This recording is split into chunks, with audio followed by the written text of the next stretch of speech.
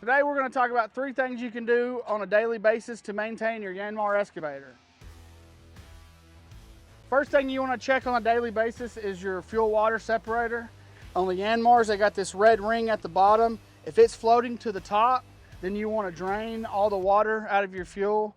Next thing you want to check is your oil. Your dipstick's right here on the machine. You just pull it out, clean it off.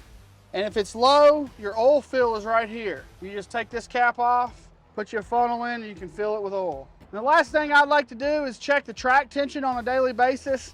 So if you put your blade down and you lift the tracks up off the ground, you want to have a 1/2 inch between this roller and this track. If it's more than a 1/2 inch, you'll take this plate off and you'll pump it with oil and you'll tighten the track. If it's less than 1/2 inch, it's a little tight, you'll have a valve here that you can turn once this plate's off and you'll loosen the track a little bit. But you want to be right at a 1/2 inch, and you want to check it on both sides. If you need any more maintenance tips for the Yanmar excavators, just come down and see us at Chattanooga Tractor and Equipment or give us a call.